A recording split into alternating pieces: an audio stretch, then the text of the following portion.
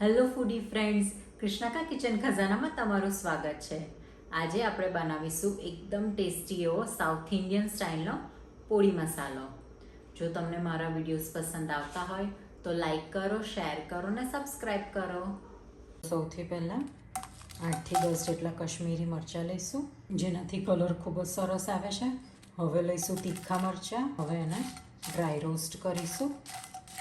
હવે એડ કરીશું મીઠી લીમડીના પાન.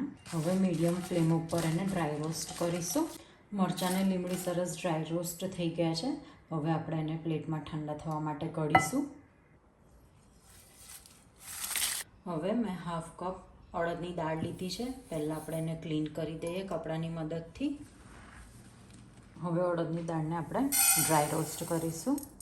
મીડિયમ ફ્લેમ ઉપર આપણે એને ડ્રાય રોસ્ટ કરીશું. આપણે એને એકદમ ક્રન્ચી કરી દેવાની છે, જેથી પોળી મસાલાનો ટેસ્ટ ખૂબ જ સરસ લાગશે.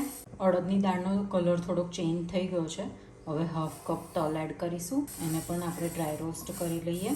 અડદની દાળ અને તલ સરસ શેકાઈ ગયા છે. હવે આપણે એને ડીશમાં કાઢી લઈશું.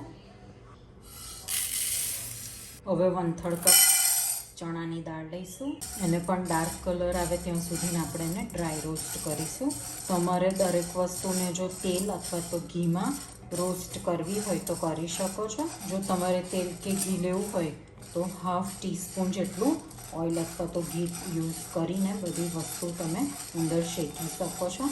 પોળી મસાલો સાઉથ ઇન્ડિયામાં ખૂબ જ પોપ્યુલર છે. ત્યાં ઢોસા, ઇડલી દરેક વસ્તુ સાથે આ મસાલો સર્વ થતો હોય છે.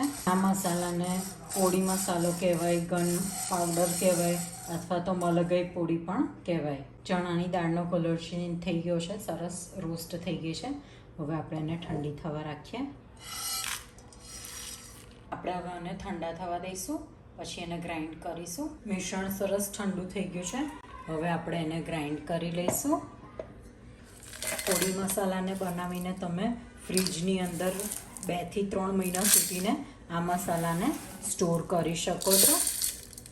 આપણે હવે એને ગ્રાઇન્ડ કરી લઈએ. એક વખત આપણે ગ્રાઇન્ડ કરી દીધું છે. અંદર એડ કરીશું સોલ્ટ, 1 ચપટી જેટલી હિંગ. હવે ફરી ગ્રાઇન્ડ કરી લઈશું.